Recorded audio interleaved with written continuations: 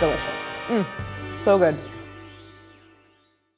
So I have a confession. I really never used to like to make pie. I think it was because pie always was one of those things that like turned out differently for me every single time, and I'm a little bit of a perfectionist. But as I got to like know pie better, we became really good pals. And I think it all started when I figured out a really good recipe for pie dough. So it starts obviously with your all-purpose flour, 2 teaspoons of salt, which is a good amount of salt, but this does make 2 rounds of dough. The sugar, it doesn't really impart that much sweetness, but it really does help with the browning. You kind of want to have everything ready at your disposal before you get going. I'm gonna fill this up to the 1/2 cup and then put enough ice to get it to 2/3 cup. All right, the last thing is apple cider vinegar. Pie dough in its like purest form is something that should be tender and flaky. How you do that is through a range of sizes of butter, because the smaller pieces of butter promote that tenderness, but then the bigger pieces steam up in the oven a little bit from its moisture and create the flaky layers. So I'm gonna start to just coat all those pieces of butter in the flour. I'm creating these like tiny flakes, and I'm getting that nice variance. You can see like I've got small pieces there, and then I've got like some of these bigger flakes that will continue to kind of break down a little bit. So I'm gonna make a little bit of a well in the center, but I'm gonna just start by adding the 1/2 cup. You want the option of adding more, but you can't really take it away once you add it. Work that water and vinegar mixture into the dough like this with a fork, and then I'll just take this tablespoon and kind of start to hydrate some of those drier spots that I see. And now is when I can go in with my hands.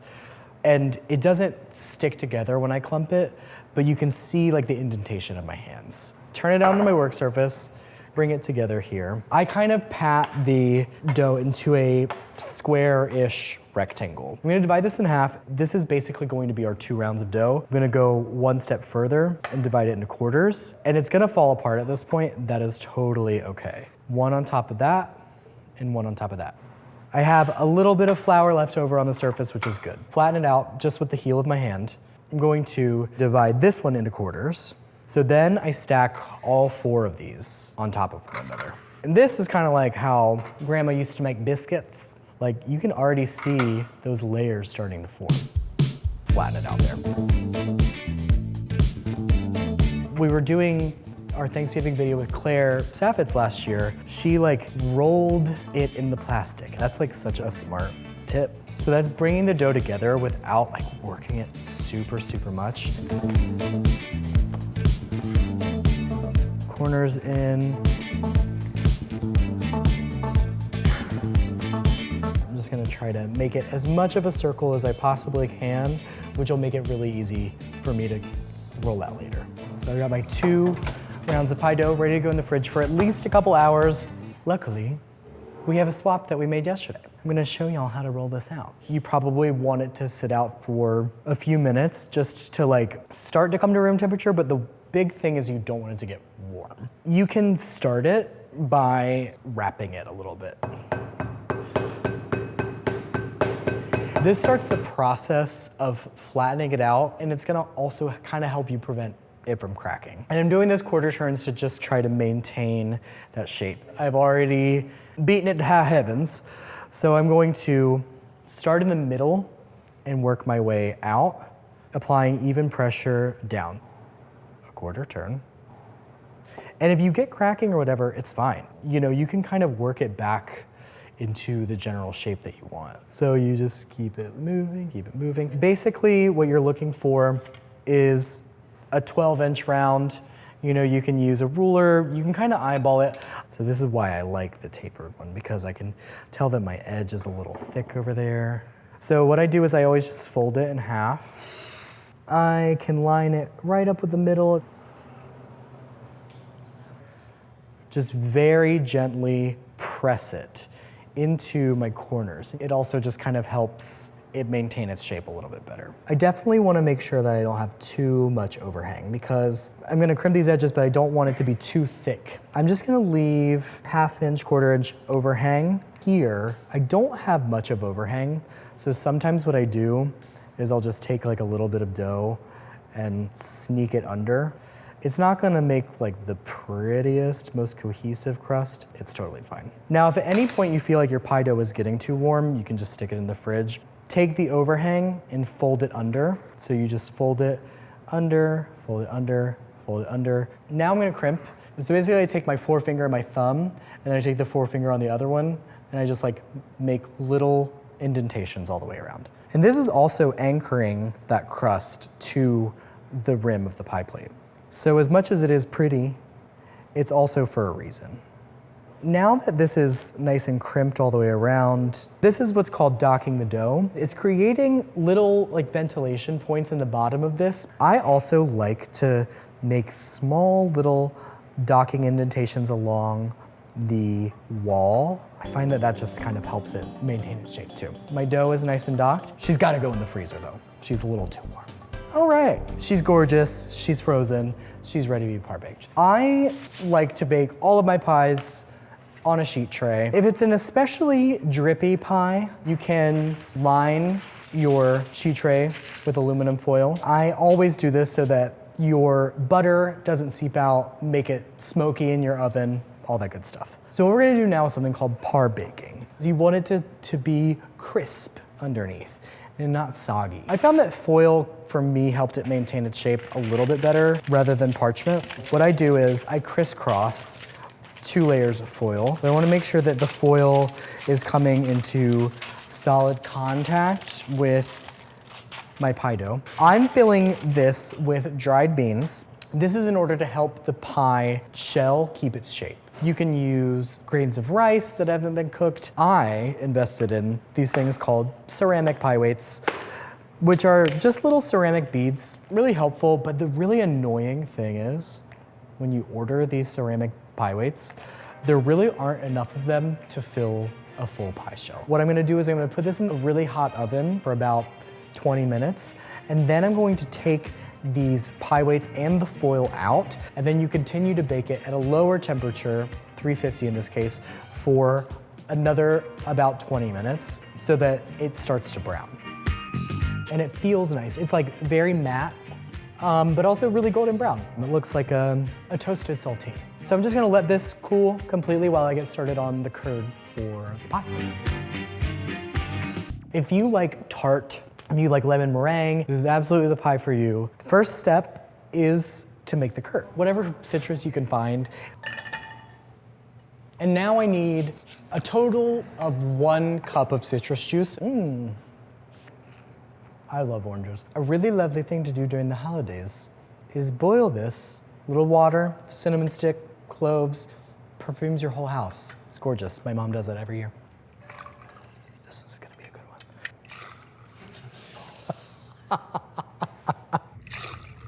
One for the chef. Ooh. So now I'm just gonna mix everything together. I am gonna put my sugar in here first. I just like to do this because the abrasiveness of the sugar kind of extracts some of those really nice citrus oils. I've got 5 yolks in here, 2 whole eggs. Now I'm gonna go in with my juice, a little bit of salt. Okay, put it over like a medium heat. I'm gonna switch from the whisk to a wooden spoon, and I'm gonna use it as an indicator for when this is done. Definitely not looking for this to boil, so you wanna just take it to that kind of like nappe. Nappe is when you've got something that coats basically the back of the spoon, and you can run your finger through it. That's exactly what I'm looking for. I did this a couple times without straining it because I was like, meh, you know, like strain it, please. The bits of overcooked egg really could cause it to curdle in the oven, and it will also create for a more even bake. So you will be discarding a lot of the zest. At this point, the zest, especially because you rubbed in that sugar, it's kind of done its job. Pour this into my prepared crust. Every part of me wants to go over there and get a spatula. I don't want a third tool because people are gonna be like, you used how many tools? But then they're also gonna say, you wasted so much curd. I'm gonna get a spatula. I do not have a dishwasher at home, but here we have a really nice high-powered dishwasher. This one I do bake on the bottom third. Now is actually a good time, while it's in the oven, to make the cranberry sauce. I was only able to find frozen cranberries, totally fine. I need a tablespoon of zest and a half cup of juice. Set this over like a medium-high-ish heat and bring the cranberries to a boil. So after I brought this to a boil, I did turn it down to a medium-low. This is like now what I would call a rapid simmer. So once they start to burst, I know that I'm about there. So this is good. It's like a very loose jam consistency. I'm gonna strain it while it's hot because I don't want it to start to set up. Make sure that there are no solids in there, and it will look super liquid right now. I'm gonna let this cool and then cover it. Comes down to temperature. I'm gonna check on the pie. It's been about 20 minutes. We'll see where it's at. Oh yeah, that looks good. If I like very gently wrap it, you see the center jiggles? That is what I'm looking for. So I'm gonna let this cool completely room temperature, and then I'm going to refrigerate it so that it is completely chilled all the way through before we top it with our meringue.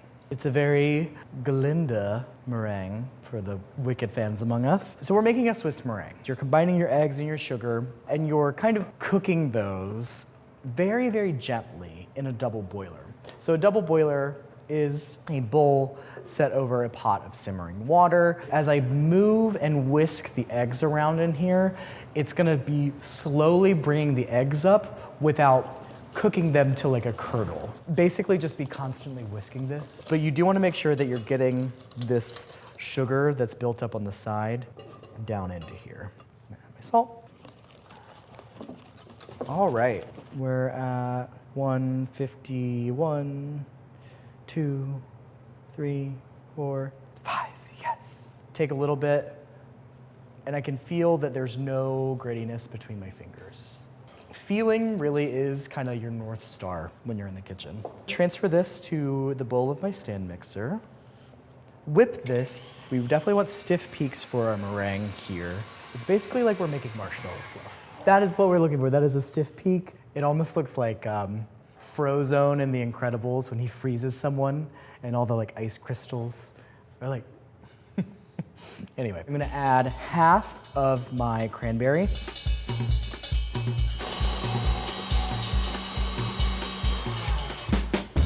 So I've got my chilled citrus curd pie here. You can see in a stand mixer, not everything gets nice and incorporated all the time, so I want to make sure that I'm getting that, and then I'm gonna go in and basically streak this in there. Go with a gentle folding motion, pile it a little evenly. Add a little bit more to this. And I love seeing those like ruby streaks. So I'm just gonna take the back of a spoon and start to make some cute little divots and peaks and indentations. Done. We're almost done with this. I'm gonna let this chill, torch it, and eat it.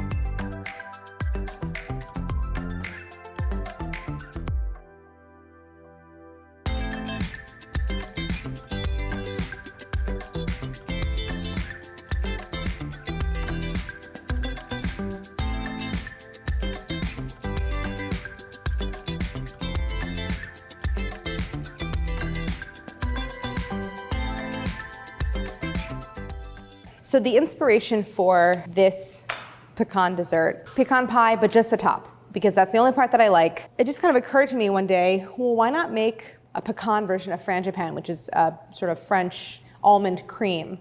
It's ground almonds and eggs and sugar mixed all together, and it's so delicious. So why not do a pecan version? The first thing I'm gonna do is brown my butter. The brown butter adds so much flavor to the filling. So the process of browning butter is not unlike the process of making caramel, which we did earlier. Basically what you're doing is you are cooking butter which has a certain water content in it. You're bringing it to a boil, and you are cooking it until all of that water content boils off. And what happens is, past a certain temperature, all of the milk solids in the butter, which are those little white foamy flecks that you see when you melt butter, those start to caramelize and turn golden brown. And it just makes like caramel flavored butter. So you want to constantly stir it, and the stirring also prevents those milk solids from sticking to the pot and then burning. The higher quality butter you use, the better flavor you'll get, and the higher the content of milk solids. So you'll get more of those little caramelly flecks that I'll show you. I want to get this into a bowl because it's really, really hot, and so I don't want to add it to my filling quite so hot. So you can see all those golden brown specks in the bottom of the saucepan. Make sure all of that gets scraped out. So to cool down my brown butter quickly, I'm gonna add an ice cube. And you might think like, aren't you watering it down? But all I'm really doing is adding back the water that I just cooked out of it. So this is just a good way to cool everything down quickly. And then while that's cooling down, I'm gonna go ahead and start to assemble my filling. So of my 1 pound of pecans, I'm gonna add 1.5 cups, or about 5 ounces to my filling. So just kind of measuring from here. And now to this, I'm gonna add some demerara sugar. I really love baking with demerara sugar because it just has a little bit more character than granulated sugar. Then some salt. So I'm gonna pulse this. This is gonna be loud. There we go, I had to hit power. Okay, so my nuts are finely ground. To this, I'm going to add 2 eggs. Now these eggs are cold, straight from the fridge, and that's because they're gonna help to cool everything down before I add the brown butter, which is warm. So I want this mixture to be on the colder side if I can. God, these are really like membrane-y eggs. Okay, 2 teaspoons of vanilla.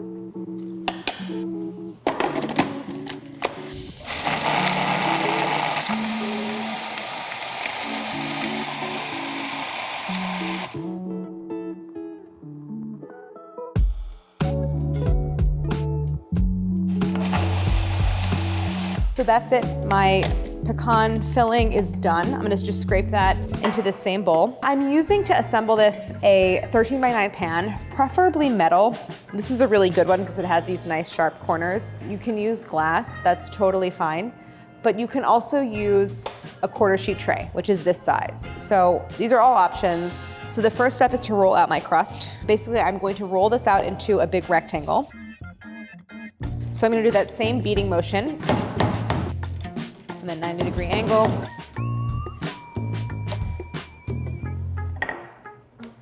So I want to roll this out until I have about 14 inches in length and 10 inches in width.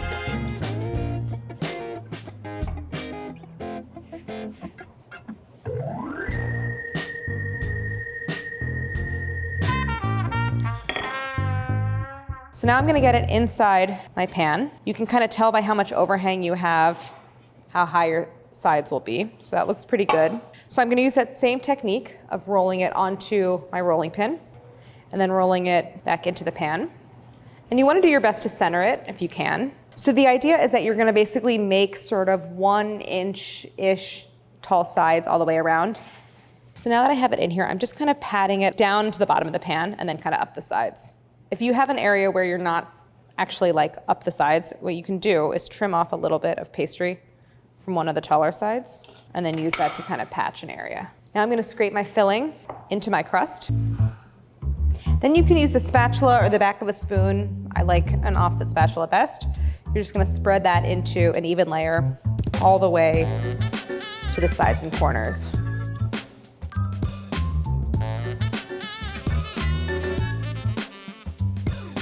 Okay, so once you have that worked in there, I'm going to make my pecan topping. I have 1 large egg white in this bowl that's room temp. Add to that some demerara sugar, so the same sugar that was in the filling.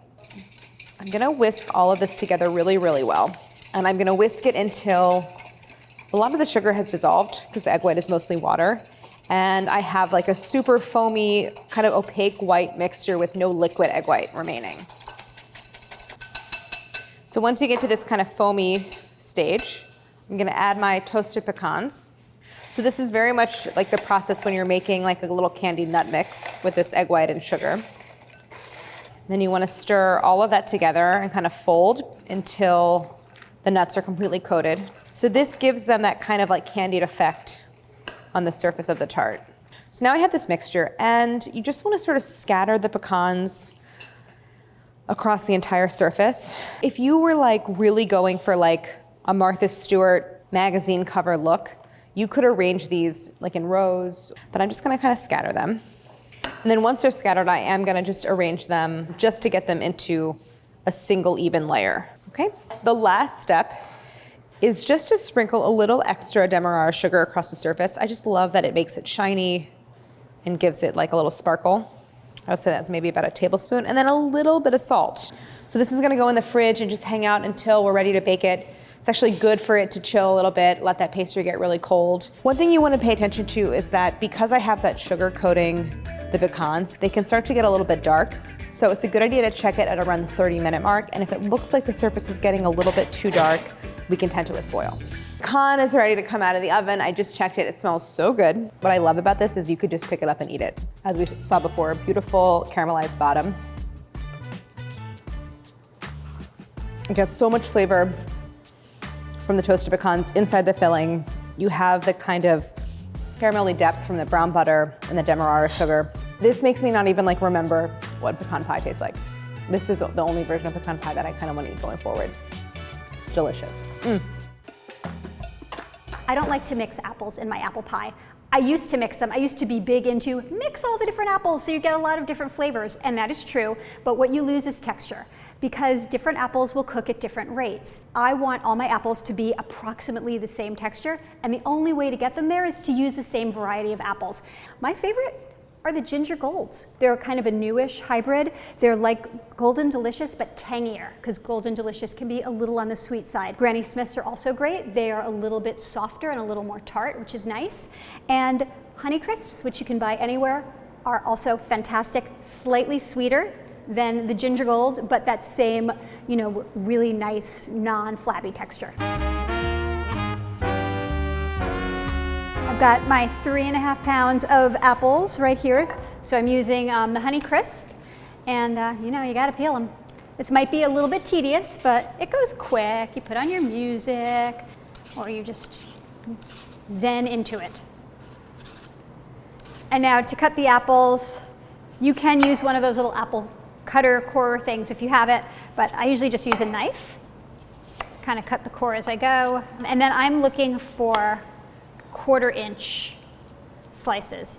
If they're a little thicker or a little thinner, it actually doesn't matter because you're pre-cooking them, so the texture is going to be perfect. If you cut them a little bit thinner, they're going to cook a little faster. If you leave them a little thicker, they're going to take a little more time. So you have options, so do not worry about it.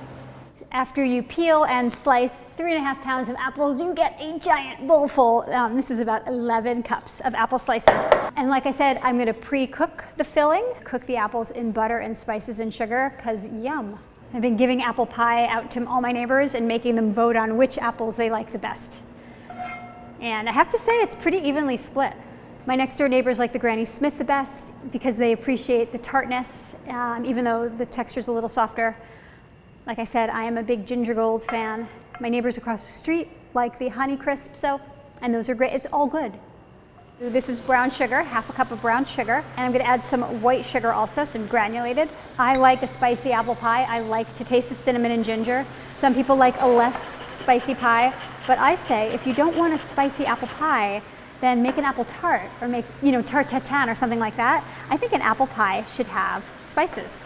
And a 1/4 teaspoon of salt, and the salt is important.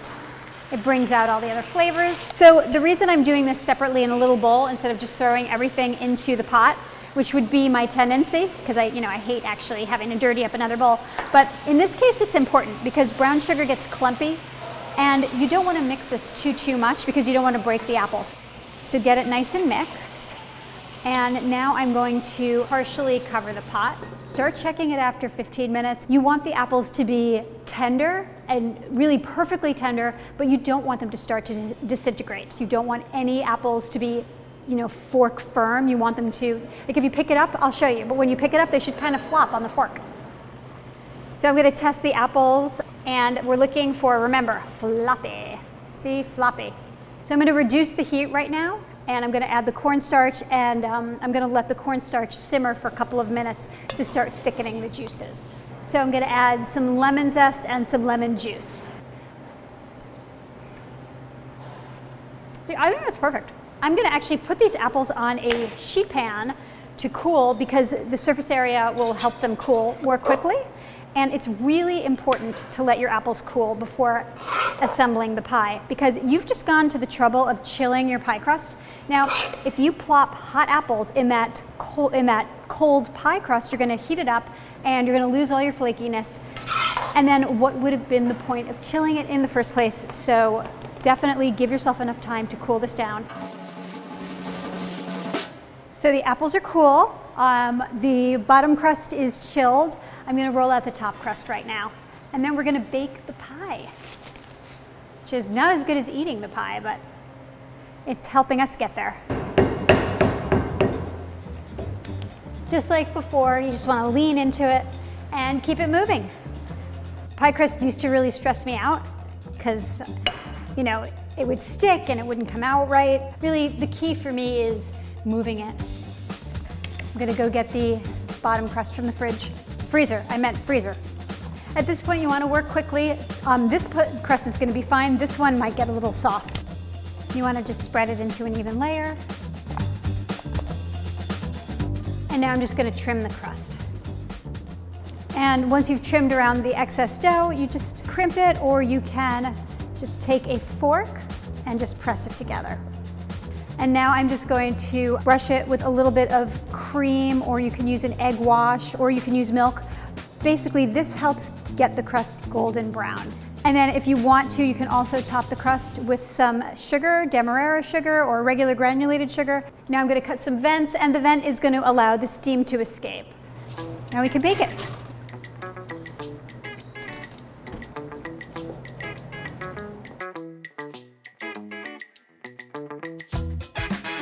It is the moment we have been waiting for. The pies are cool and we can finally cut into them.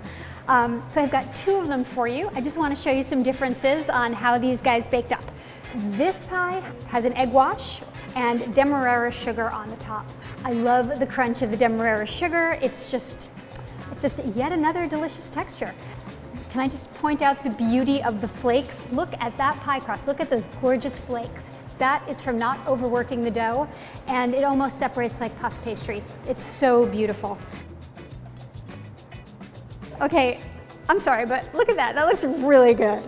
Let's just examine this, shall we? So the pastry is sitting right on top of the apples. There's no air gap, which also helped it cut nice and neatly. The apples are just glossed with their sauce, you know, with the lovely spice and sugar mixture. It's not runny, but it's not dry. It's cooked all the way through. It's golden brown, which is what you want. So now I'm gonna eat some. So yeah, it's good. You know, the only thing I would change about this pie, see, every year I try to make it better. What do you think about a little flaky sea salt on top with the demerara sugar? I just feel like to accentuate the salt. Otherwise, it's perfect.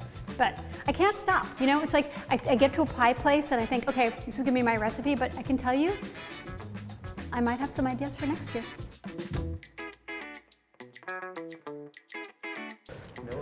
I know. I can't wait to go home. You know, when it's snowing, you just want to be at home. Like, why am I working? I love being here. I'm kidding. Hey, this is Sue Lee. Today I'm going to show you how to make a caramelized onion galette. It's actually inspired by my friend Nicole Rucker, who is a baker, and we were just texting with each other, like dreaming about our cravings and foods we want to eat. We love French onion soup, and we love onions, and we love pie dough. Let's just do it all together. And I was like, it's kind of a basic recipe, but then we were like, whatever, basic is good. We just need comfort and basicness in our lives right now. That's where this recipe came from. So this recipe is very popular. I know. I'm always surprised when people cook my recipes. I don't have that name recognition out in the world, so I love that the recipe components and the flavors of a recipe really drives people to make it, because that speaks a lot for the food itself versus who I am, and that makes me really happy. Okay, so here we're gonna make the dough. I think sometimes people are afraid of making pie dough because they think like the length of time makes it feel like it's a hard thing to do. But it's completely inactive time, meaning you're gonna make the dough, it's gonna take less than 5 minutes, and then when you're done, all you do is wrap it up in plastic wrap and let it rest in the refrigerator or in the freezer. The next component of the recipe is the butter. You want it to make sure that it's really cold. The Gruyere is channeling French onion soup, and it's also a very delicious, kind of stinky cheese. It's such a classic component in the soup itself. We're gonna pinch the dough and the flour together. You just sort of make flakes with it.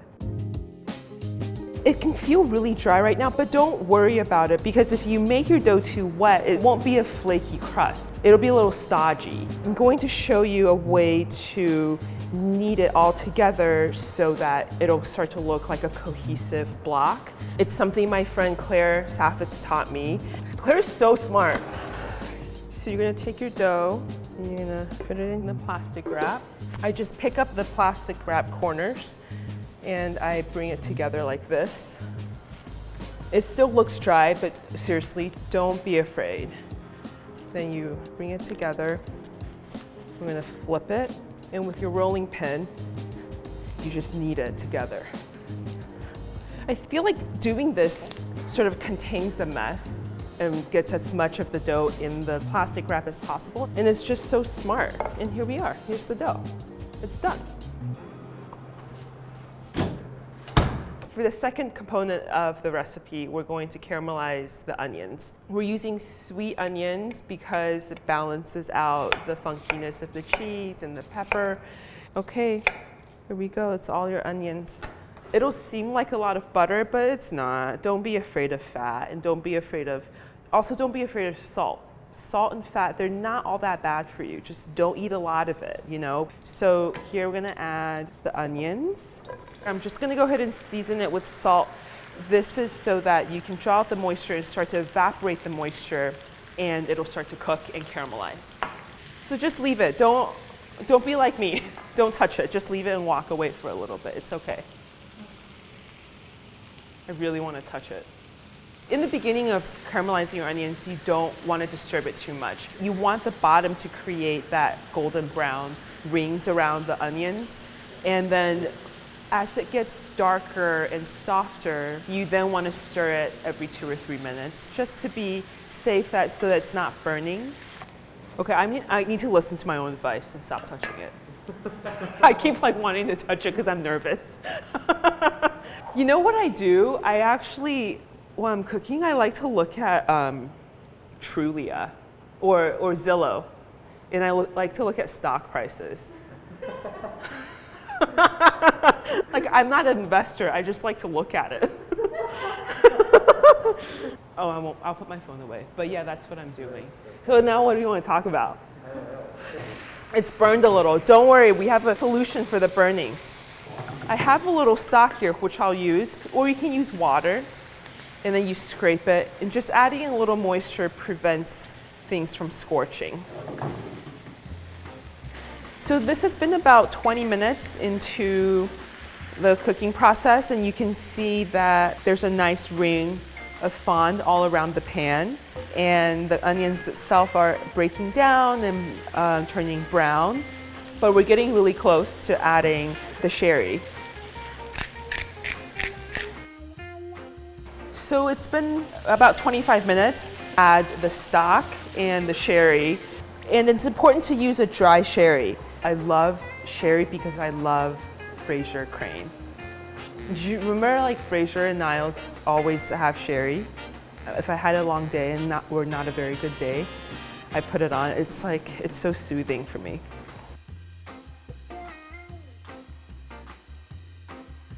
Okay, I think it's looking really nice. Transfer this onto a sheet tray to let it cool. Once it cools, it'll solidify. Because you're already chilling your dough for about 4 hours, there's plenty of time for it to cool down. Now we have our cooled onions, and the dough has rested for 4 hours. When I take it out, it's a cohesive piece of dough, and there are no dry spots. I think it's important to know to roll from the middle out. Don't ever roll your dough like this. Like, it'll be uneven if you go from here to here.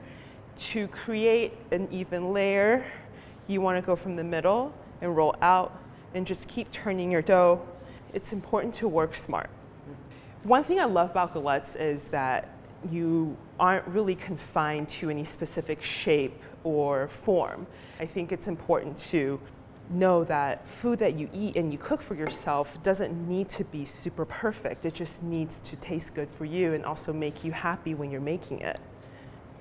It sounds really cheesy, but honestly, it's very true, okay? Just trust me.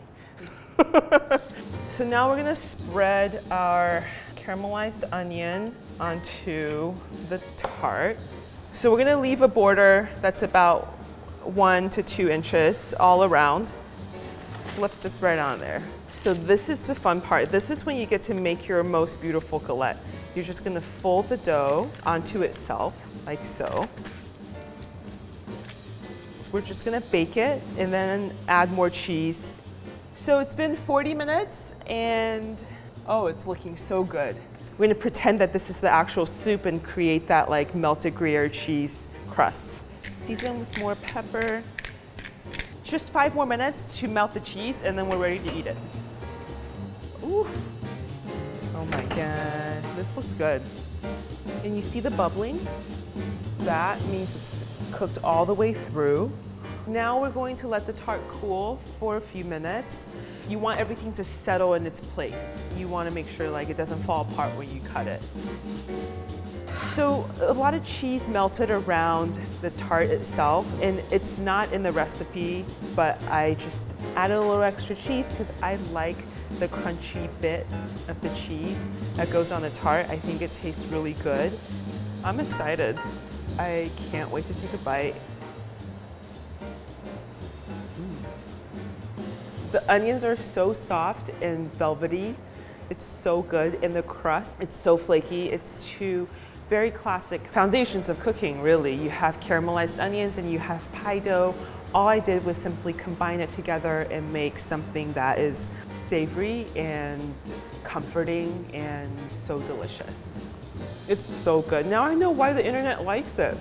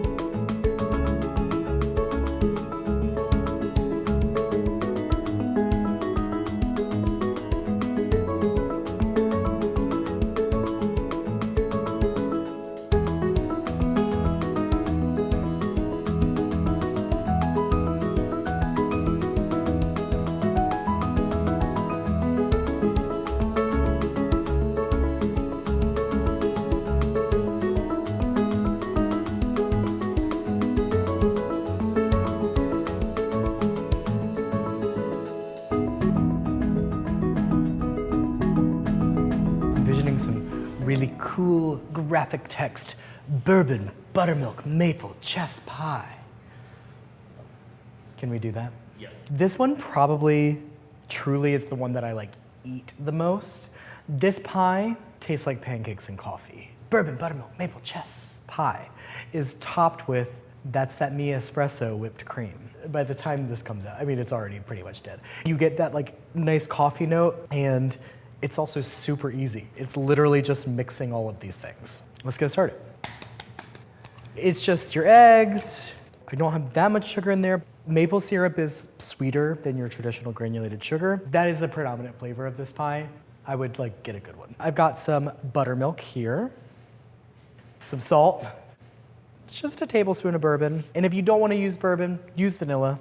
It'll be great anyway. But the bourbon really just kind of adds that little, Mix this up. Also in here is going to be some butter that has been melted and cooled. So cornmeal is very traditional in your like southern chess pie. Just mix it really well.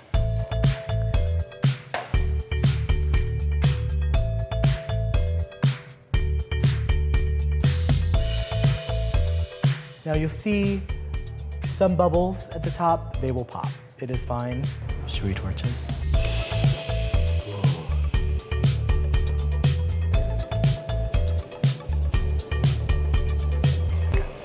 Whoa.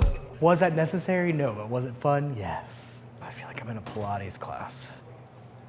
We're gonna do 35 to 40 minutes. You're basically just looking for the top to be like a kind of a burnished brown. Oh, holy Moses, I think she's ready. They'll settle into a flat layer for you to be able to put your whipped cream on top. It's just kind of the nature of this pie. It almost souffles up on the side and then settles flat. My friends are coming soon. We have to finish the pies. This is the espresso whipped cream for the bourbon buttermilk maple chess pie, which I think just really sends us over the edge.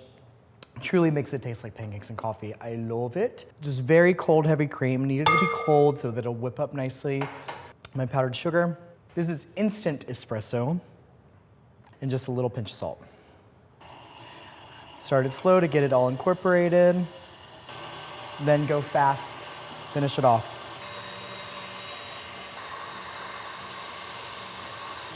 Okay. So I can see that I'm holding the lines of the whisk, which is a good sign. And I think I've got some nice medium stiff peaks. Dollop it on top and swirl it around. Offset spatula. I'm doing this like pretty gently because it's whipped cream and I don't want it to deflate on me. So I'll take my spatula.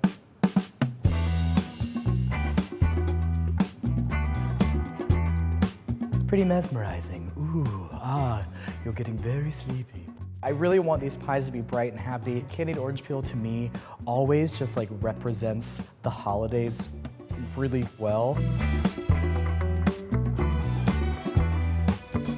I think it's fine. Trade this one out for this one. Sure. No? All right, we're good. I hate it. I hate it. I could keep going for days. We gotta go. We gotta go. We gotta go. My friends are coming. I'm gonna take these off, but this is ready to eat.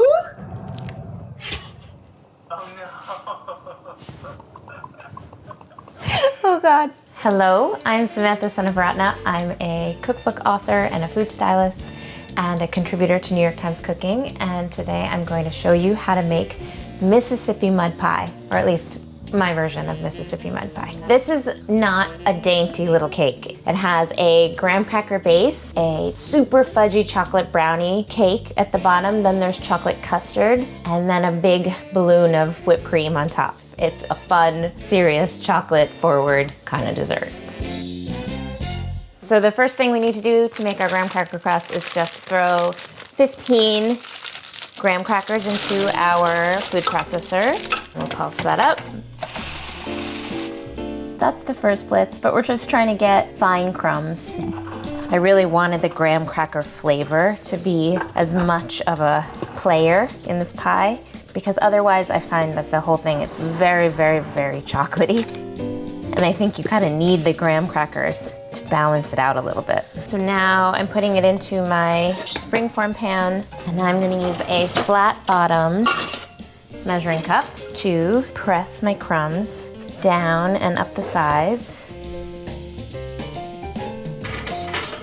So the first step to making our brownie base is to melt together your chocolate and your butter over a double boiler. And that is just to melt the chocolate really gently. Alternatively, you could do this in the microwave. Just do it in short bursts so that you don't burn your chocolate. Okay, that's done. I'm gonna take it off the heat. We're going to add dark brown sugar and some Dutch processed cocoa powder. Now I'm using Dutch processed just because I like the color and the flavor a little bit better. Natural cocoa powder tastes a little bit fruitier to me, but in this recipe you could totally use natural if that's what you have. Mix that together. We also need 3/4 teaspoon of salt and some vanilla extract. You want to make sure it's not piping hot, and then you can add your 3 egg yolks. We're making sort of a brownie cake, so it's almost like a flourless chocolate cake. It sort of rises in the oven, it falls a little bit, has a crackly top and a really fudgy center. That's why we're doing this separating the eggs method. We're gonna fold in some whipped meringue, which will give it that loft and help it sort of like rise and fall on itself. Now that's ready. We can whip up our egg whites. Now eggs are much easier to separate when they're cold, but they whip up better when they're warm, so I would separate them and then let them sit at the counter for a minute. And we're gonna whip this up until basically we can't see any more of the yellow tinge of the egg whites, and then that's when we know we can start adding our sugar. That's a pretty good soft peak right there. You could even call that maybe a stiff peak. But anyways, it's perfect. Now we can fold our egg whites into our chocolate mixture, and you can mix that in without worrying too much. We'll put the rest of the meringue into the chocolate mixture. I like to use a big balloon whisk to fold egg whites into things. It sort of folds in much quicker than it would with a spatula, and so you don't have to mix it as much to get it combined. So now we sift over our 1/4 cup of flour and fold that in. Great. And now we can put that into our crust, which will bake for about 10 minutes. And I'm just spreading out. And now this can go back into our oven until a skewer or knife inserted about 1 inch from the edge comes out with moist crumbs. It's a little bit hard to tell when it's completely cooked all the way through, so if you need to sort of lift up the top crust and check it in the center, you can do that. You're gonna cover it with custard anyway, so it doesn't matter. My cake is out of the oven and it's almost completely cool, so now I can get started on my custard. Okay, so the first step to the custard is to put our chocolate and butter into a bowl and set a fine mesh sieve over it and set that aside. Whisk that together. I'm gonna add my milk just a little bit at a time so that I don't have any lumps. We're just making a chocolate pudding basically. And then our 4 egg yolks. That's all mixed together nicely, and we can get this over the stove to thicken up. You can use a spatula before it gets really thick, and then as it starts to thicken, you want to switch it to a whisk just so you make sure that you don't have any lumps. Ooh, yum. You want to help me? Yeah. I'll do this. You want to whisk? How you whisk? You do this? Yeah. So now I switch to my whisk just to make sure that I get all the sides and we don't get lumps. See, it's like puddingy now. So now we'll put this through our sieve over our butter and chocolate, and the heat from this custard is just gonna melt that butter and chocolate. And don't forget to get the bottom. There's a lot of custard there. And now we'll just let this sit for about a minute so that the heat can melt that chocolate and butter, and then we'll whisk it all together. Once the melted chocolate gets in there, it's like the most luscious, rich chocolate pudding you've ever had. And if you wanted to simplify your life, you could just make chocolate pudding and call it a day. Nice and smooth, delicious. Okay, so we can put it onto our cooled cake. And you can see the edges sort of souffled a little bit and then broke back down. So you have those beautiful, crispy, chocolatey edges and then a really fudgy, dense brownie cake in the center. So now we can put our custard right on top of our cake. I like to keep it sort of in the center so that you can still see those beautiful broken edges. It's kind of a firm custard because it has to be sliceable, so it holds pretty patterns. So now you cover this with plastic wrap, and you want to press the plastic gently into the custard. You could also use wax paper if you don't want to use plastic. This is just to prevent a pudding skin from forming, but I know a lot of people that love pudding skin, so you do whatever makes you happy. The last step to our pie / cake, now I don't know what to call it, is to put some whipped cream on it. And I have 1.5 cups of heavy cream, cold heavy cream in my mixer. I'm not adding any confectioner's sugar or anything to this whipped cream, mostly because this cake is super sweet and super rich, so you don't need any added sugar. It's still a little bit loose, but I like to just do the last little bit by hand. There we go. That looks good. It's a lot of whipped cream. Holy moly. Like I said, this is not a light dessert, but it's a fun dessert. Looks pretty good.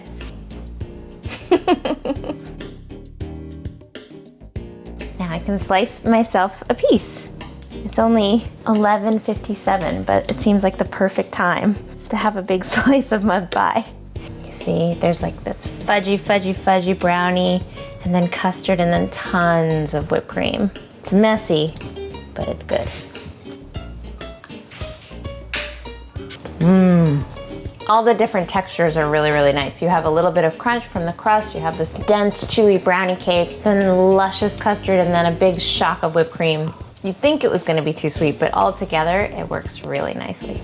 I've been calling this a cake, I've been calling it a pie. I'm not quite sure what it is, but I know that it's delicious and I know that you're gonna love it. So I hope you give it a try.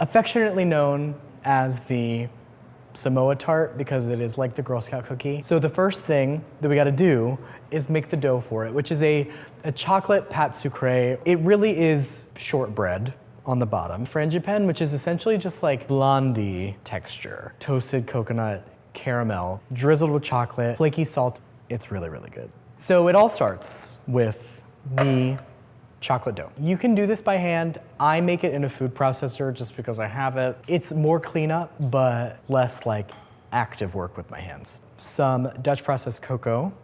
Powdered sugar is like basically sugar that's been processed with a little bit of cornstarch. It adds the sweetness, but it also keeps it really tender. Just a little bit of salt. So I'm just gonna pulse this just to kind of get it all incorporated, but try to get all those lumps out of there too. Yeah, ooh. Now I've got some cubed, cold, unsalted butter here. Got to try a little tenderness. Okay, so I'm gonna just pulse this a few times. You're basically coating the butter in that flour mixture. All right, so now what I'm gonna do is I'm gonna beat my egg with a little bit of vanilla, put that in there. And now I'm just gonna pulse till it forms that ball around the blade. That was basically it. Let's make sure. Alrighty. It's good. It's okay that there's little tiny floury bits just from the top of my food processor. And just kind of like I did with the pie dough, wrap it. It's so much easier to roll something out when you basically start with the shape that you want it to be in already. Gently roll it into the edges, also like I did with the pie dough, just to kind of keep it very even. Chill this at least 30 minutes up to overnight. The firmer it is though, the easier it's gonna be to roll out. Okay, so my tart dough is chilled for a little bit. It's definitely firmed up. It's still pretty pliable though, which is nice. Oh, hello. This rolls out like super easy. You don't have to be as delicate with it, but I do wanna make sure that I have a nicely floured surface, and I'm gonna flour both sides of this. Flour my rolling pin.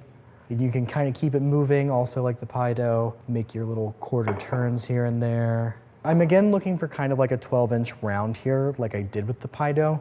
It is kind of delicate, but again, like I said, it's like not the most precious thing. I just find it's easier for me to get a more even tart if I do press it like this. My dough is really warm at this point. I'm gonna freeze it without it trimmed so that it makes for a cleaner trim. When it's frozen, it'll be much, much sharper. Okay, I start by trimming maybe halfway along the lip, and then that way I can always trim a little bit more if I need to. I wanna make sure it's all cleaned up around the edges too, because these little bits that are left behind can burn. These scraps, I mean, this is basically like delicious chocolate dough. And you can roll this out again and make little chocolate biscuits, chocolate cookies. Chocolate biscuit. Now, if you really wanted to, you could go along the edge and trim it flush, which is what I'm gonna do here. So I just take the knife parallel with the rim, and this creates that really flush edge. Do the same thing I did with the pie dough, just making sure it has that little room to breathe. Bake this on a rim baking sheet for about 15 minutes, just until it starts to look a little bit more mattified. Wow, I am exhausted. We're rocking and rolling, we're almost there. My tart crust is cool. What is cool is that you can take it out. The frangipane sounds like a fancy, scary word, but it's truly so easy. Softened butter. Add my sugar, my salt. Basically, you're just throwing this all together and mixing it up. I feel like Zoolander. The files are in the computer. You could also do this with a wooden spoon. What? Oh my gosh. Whoa, whoa. How high does it go? Well, I don't want to test it yet. Add my egg one at a time. Oh, which one's gonna go? Which one's gonna go?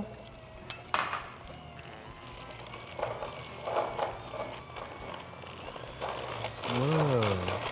This thing's got a lot of giddy up.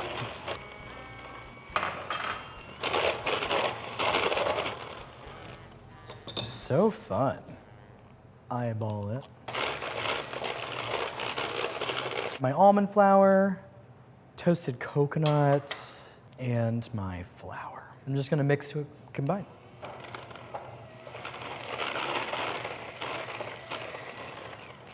Whoa. I'm gonna go ahead and fill my shell with the frangipane. Just use an offset spatula to get this in an even layer.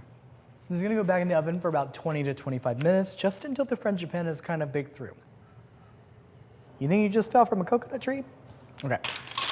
We're at the last stage of our coconut caramel tart. We gotta make the toasted coconut caramel. You can make a caramel, I promise you. It's not difficult. You do not need to be scared. Repeat after me. I can make a caramel. I am gonna do what's called a wet caramel. So I'm basically starting with sugar and a little bit of water. Set that over probably like a medium-ish heat right now just to get the sugar dissolving. I'm gonna continue to stir it right until the sugar is dissolved because I don't want my sugar to crystallize. So I have a measuring cup of water and a brush here. So if I see any bits of sugar along the side, I am gonna go and brush it down. You'll know the sugar's dissolved when it's pretty clear. I am gonna stop stirring it. You really just wanna swirl it so that you don't get like really dark bits of caramel on one part and then light bits on another. My sugar is all dissolved. These bubbles are essentially pretty rapid right now because it's driving off a lot of that water. You can see around the edges of the pan here, I'm starting to get more of that golden color. I think I'm about ready to add my coconut milk, and I'm gonna go ahead and stop the cooking by adding my coconut. It will bubble very vigorously. That is okay. And I just really want to cook it down so it reduces even more. I want this to be at that chewy stage. So if you have a candy thermometer, 250 is what's considered the softball stage. So I'm at 250. You can see that the bubbles have started to slow down a little bit, become a little bit more viscous. And now I'm gonna add my butter, my salt, and my toasted coconut. And this really just helps stop the cooking even further. Oh my goodness. The addition of the toasted coconut in there makes it smell truly so good. Let it hang out for another few minutes and then I'm gonna pour it over the tart that I made earlier. Forgot the vanilla, but no worries. Cool. Oh, it already smells like the Girl Scout cookie. We're filming this in Virgo season and I wanna make sure it looks really pristine. So you can see it's still really spreadable. It's almost like a frosting. My chocolate dough wasn't perfect, but this kind of hides everything. Okay. I think I'm gonna live a little dangerously and try to take this out. Everybody's looking at me like I shouldn't do it. I think it's gonna slide right on out. Now I'm just gonna drizzle some melted chocolate on it, sprinkle it with a little flaky salt. I'm gonna blitz this in the microwave just to melt it. You don't want it to seize, so just go in short bursts and stir every few seconds. I'm gonna stop.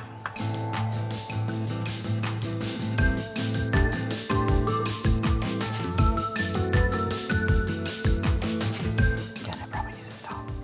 Okay, while the chocolate is still melty, sprinkle it with some salt. All right, now I'm gonna let it set up while we finish the rest of our pies before the pie strap gets up.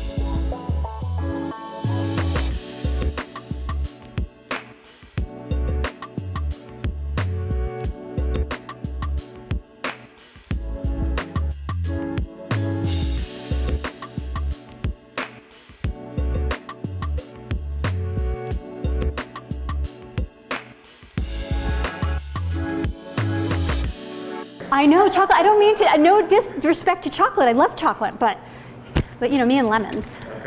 Hi, I'm Melissa Clark, a food reporter for the New York Times, and we are making a not so classic, but almost classic lemon meringue pie. I wanted a softer, creamier filling, so I'm using a classic lemon curd. Then I did something kind of special to the meringue, and this is the part that I really love about this pie. Grated lemon zest right into the meringue. It just makes the flavor pop. So you've got the sweetness, you have the fluffiness, but you also just have a little bit of the zing. And to me, that is a perfect lemon meringue pie.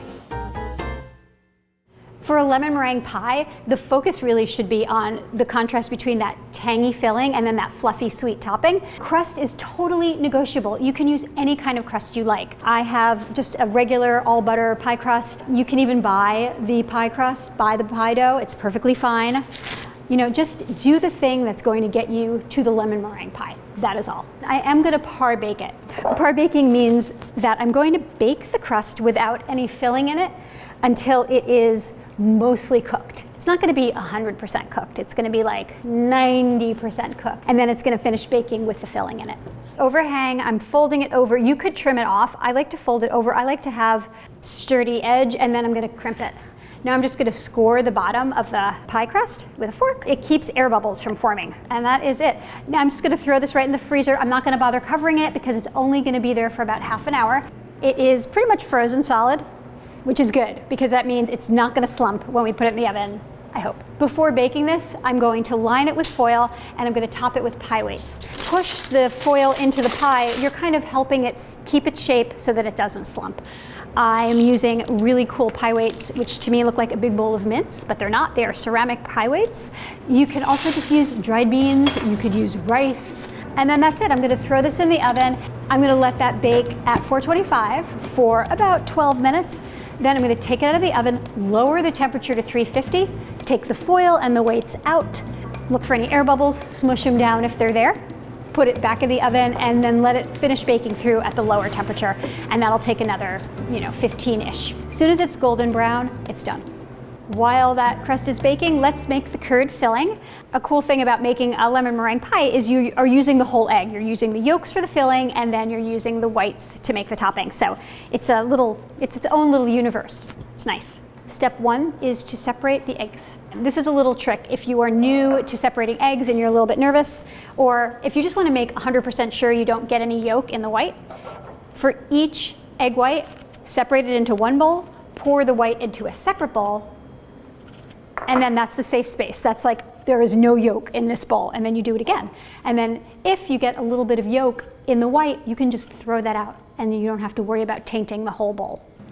This is what I usually do, is through my hand. Just right through the fingers. I have my 4 egg whites, so right here, this is for my meringue, and I'm just gonna put it aside. When I was growing up, my grandmother always made lemon meringue pie, and she did it straight from the mix, the box of pudding, and then she'd make the meringue, and it was delicious. It was great. But when you use a box of pudding, it's always a little bit on the sweeter side. But then I tried it with lemon curd. So there's something about the creaminess of the lemon curd against the fluffiness of the meringue that blows it over the top for me. A little pinch of salt. So I'm going to turn the heat on to pretty low because you want to bring this up slowly. So when you're making any kind of curd or anything with eggs and you've got your pan over the heat, do not walk away. You got to keep stirring it because otherwise you might curdle the eggs. Once you see that the mixture is starting to steam, it's going to go pretty quickly from here. You can see that it's starting to get thick. I'm going to run it through my strainer just to be extra safe. The thing about curd is that it does thicken up as it cools, so don't expect it to look fully cooled, very thick lemon curd yet. It'll get there.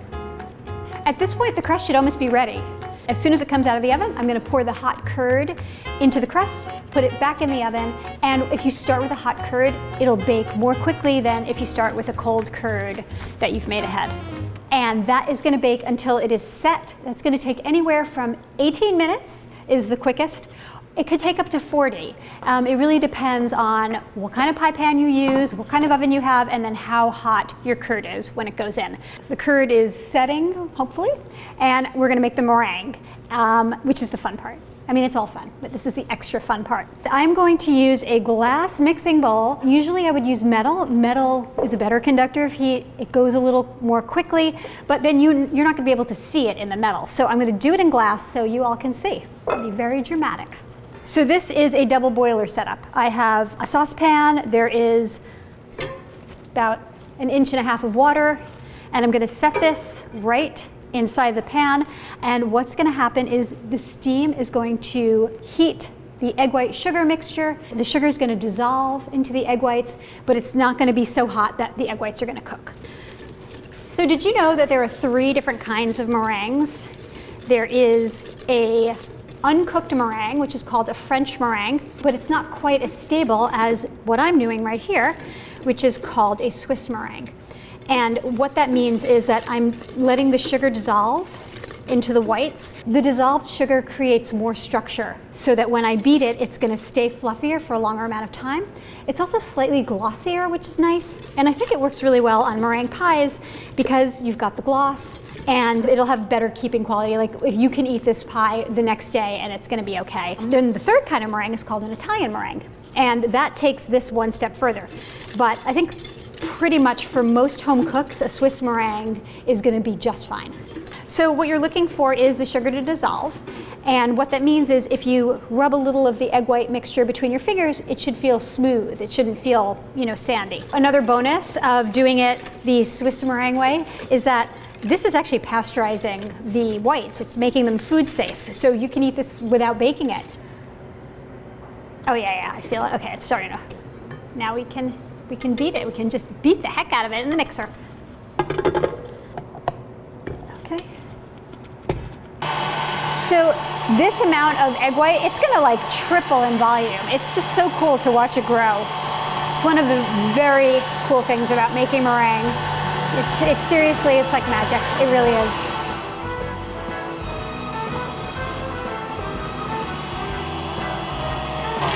All right, so we're gonna see where we are at. So what I'm looking for is stiff peaks, and I'm gonna show you what that means. When you lift the beaters up, you're looking for peaks that kind of, see how it's a stiff peak, it stays up at the top. If it bent over a little bit, that's fine too. So this is a tablespoon of zest, and I'm going to kind of just scatter it in so it doesn't fall in one place. The lemon zest really adds so much flavor to this meringue. Meringue traditionally is one-dimensional, it's just sweet, right? It's texture, but it's not flavor. This has texture and flavor. Okay, so I'm just going to plop this on top and then I'm gonna make it look pretty. Plop.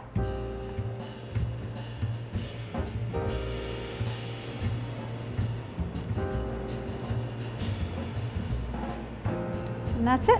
I turn the oven up to 400 while you were looking. Right now, what we're gonna do is brown the meringue and firm it up.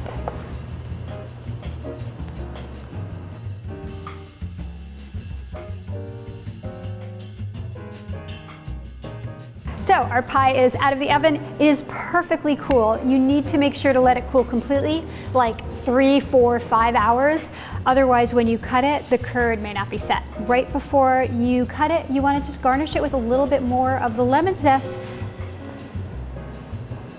So now do I get to eat it? Yeah, I get to eat it. Okay. A nice fluffy layer on top of the creamy curd. It's jiggling just right, but it's not running.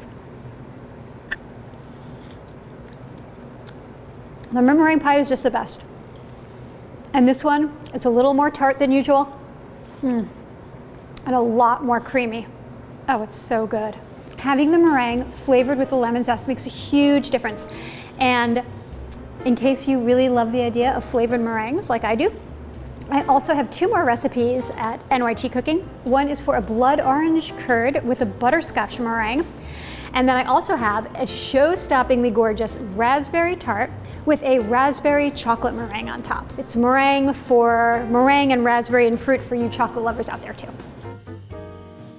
I am taking you to Flavor Town with this one. Guy Fieri would love it. This is the salted butterscotch banana cream pie. We're gonna start with the crust, which is vanilla wafers, crushed up, and a 1/4 cup of sugar there. It does need the good bit of salt, especially with the butterscotch pudding. Like, want to flavor this pie basically throughout.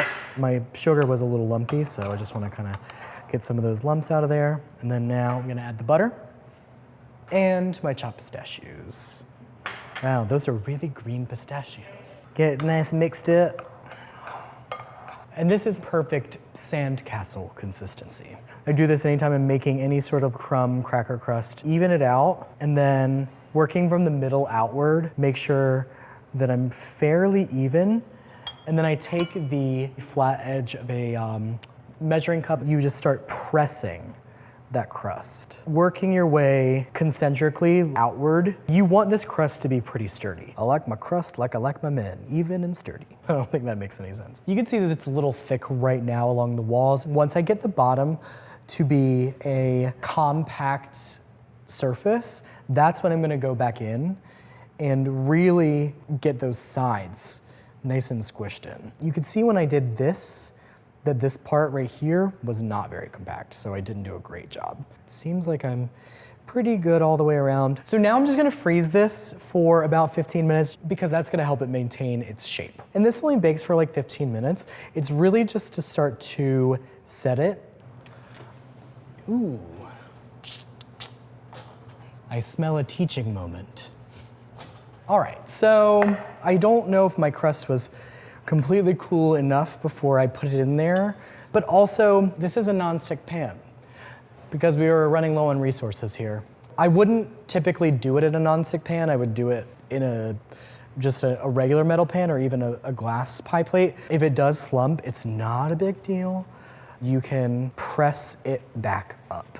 Just be gentle with it or else you'll start to break it. All right, so this is going to be just a really simple butterscotch pudding, dark brown sugar, a little bit of water, a medium high heat. So I'm seeing these bubbles right now. Once I start to see them slow down, that's when I know I'm pretty much at where I want to be. So I'm gonna add a mixture of heavy cream and milk, and it may sputter up at you, it may not.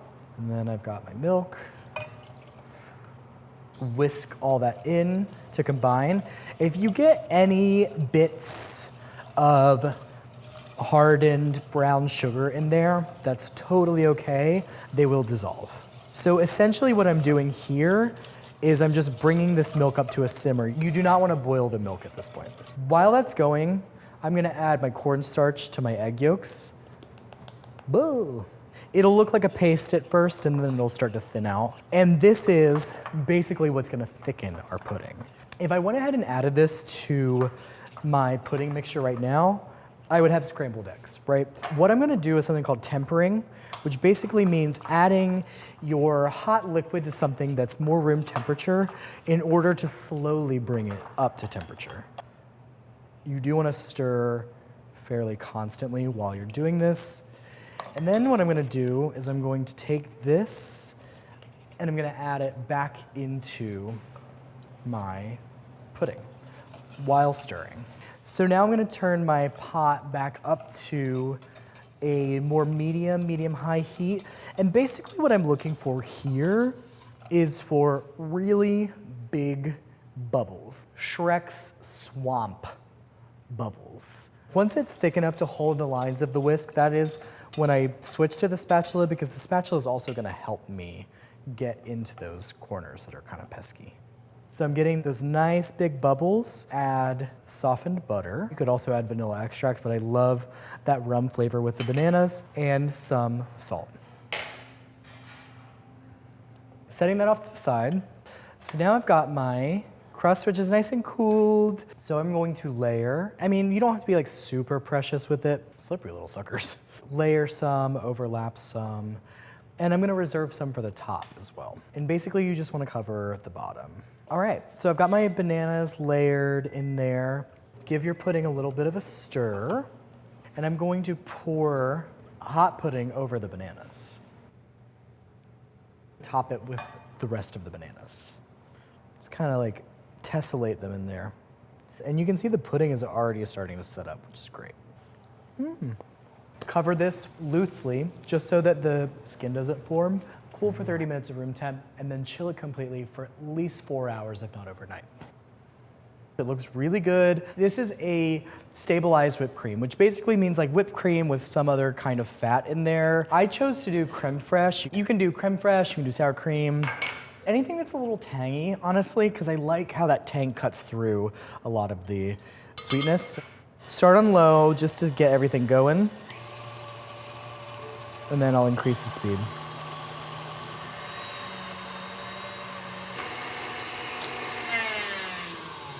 Okay.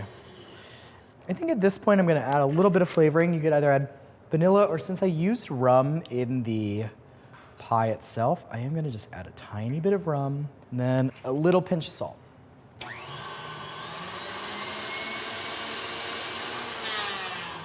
All right, so for piping, I do like to take it to just about stiff peaks, so let's see.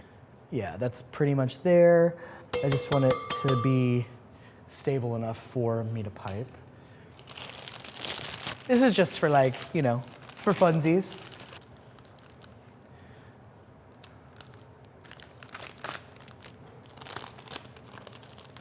And just make squiggles, because it's fun, why not? This is like up to artistic interpretation. Just one layer down below, and just kind of like filling it in wherever it'll have me go in different directions. Because that butterscotch is so rich and sweet, I really like how that creme fraiche kind of cuts through it. Under pressure, maybe not my best work, but that's okay. So I'm gonna top it with these beautiful bright green pistachios. And you've got your butterscotch banana cream pie with pistachios. This is gonna just go back and chill till our pie extravaganza. Everybody, thank you so much for coming to enjoy the pie. Hey, if you want the recipes, where do you go? Baby. Hell yeah, mama. You deserve a slice.